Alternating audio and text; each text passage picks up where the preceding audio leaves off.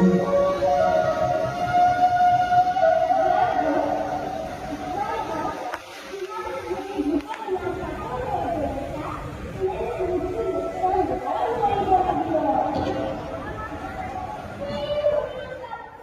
পথাৰত সৃষ্টিৰ বীজ সিঁচাৰ প্ৰয়াসেৰে ঐতিহাসিক ক্ষণৰ সাক্ষী হৈ ৰ'ল বাংগালুৰবাসী অসমীয়া। পোনপ্ৰথমবাৰৰ বাবে সুদূৰ বাংগালুৰ মহানগৰীত আয়োজন কৰা শ্ৰী শ্ৰী কৃষ্ণৰ ৰাসলীলাৰ 2টা দিনৰ প্ৰদৰ্শন সফলতাৰে সম্পন্ন হয়।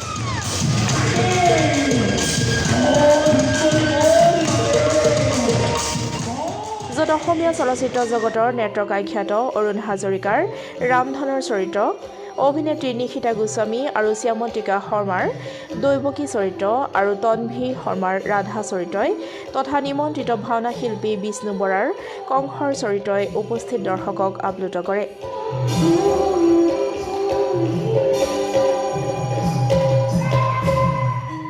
অনন্ত শয্যাৰ পৰা মহাৰাসলৈকে প্ৰদৰ্শন কৰা ৰাসভাগত বহুতো অভিনেতা অভিনেত্ৰীয়ে সুন্দৰভাৱে নিজ নিজ অভিনয়েৰে দৰ্শকৰ সমাদৰ বুটলিবলৈ সক্ষম হয়।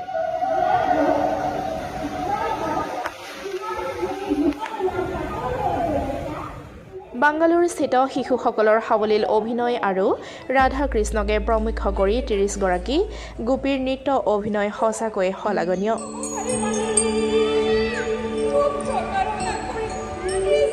অসমৰ যোৰহাট টিয়কৰ অন্যতম নাট্যগোষ্ঠী প্ৰগতিশীল সাংস্কৃতিক যুৱ সংঘৰ পৰা নিমন্ত্ৰণ কৰি নিয়া পৰিচালক সমীৰণ দত্তৰ পৰিচালনা বাদ্যযন্ত্ৰৰ বাদকসকল, গীত মাত তথা মুখাসজ্জা, ৰূপসজ্জা আৰু মঞ্চসজ্জাৰ শিল্পীসকলৰ অভূতপূৰ্ব প্ৰদৰ্শনে উপস্থিত দৰ্শকৰ মন জয় কৰিবলৈ সক্ষম হয়।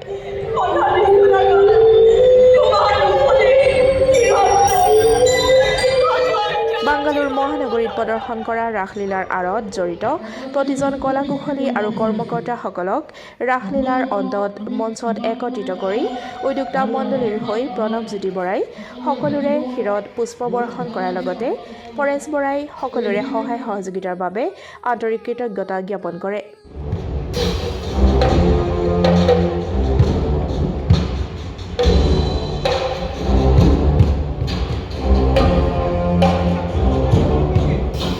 অনুষ্ঠানটো কেনেকুৱা পালে?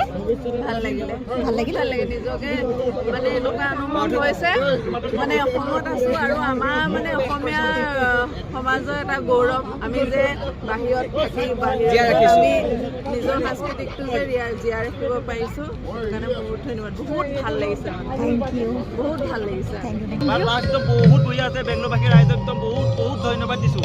ইমান কষ্ট কৰি পেলাই ইমান অসমৰ পৰা এখন ৰাস আনিছে, বহুত ধন্যবাদ দিছোঁ।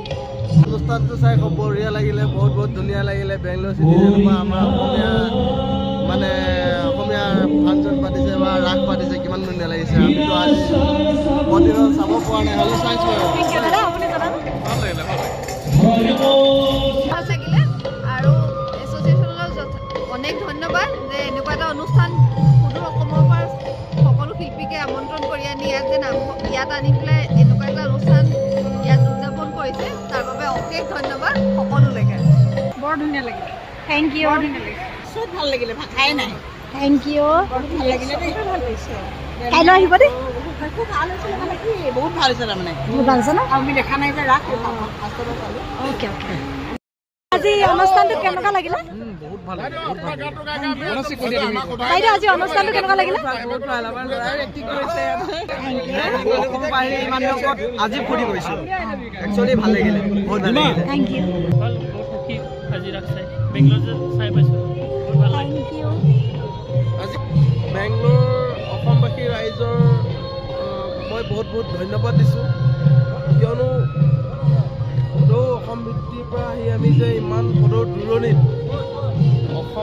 অসমীয়া এটা অনুষ্ঠান আমি জীয়াই ৰাখিব পাৰিছোঁ এই কানাডা তেলেগু সমাজৰ মাজত, তাৰ কাৰণে আমি বহুত মানে নথৈ আনন্দ পাইছোঁ। আৰু এটা নামঘৰ আছে আমাৰ বেংগলোৰত, সেইটো এটা বহুত গৌৰৱ অনুভূতি আমাৰ। আৰু এই ৰাস চাই আমি তাত বহুত গৌৰৱ অনুভূতি কৰিছোঁ। আজি আমি অসমত থকা নিচিনাই লাগিছে আৰু থেংক ইউ। ভাল লাগিছে আপোনালোকৰ সঁহাৰি পায়ো। বহুত ভাল লাগিছে। মই গুৱাহাটীত ৰাস চাই থকা নিচিনা লাগিছে আজি। অ' কেনেকুৱা লাগিলে? ধুনীয়া লাগিছে ৰাস চাই। থেংক ইউ তাই মনটো বেয়া লাগিলে তোমালোকৰ ভাল thank you thank you thank you বহুত ভাল লাগিছে। বহুত ভাল লাগিছে থেংক ইউ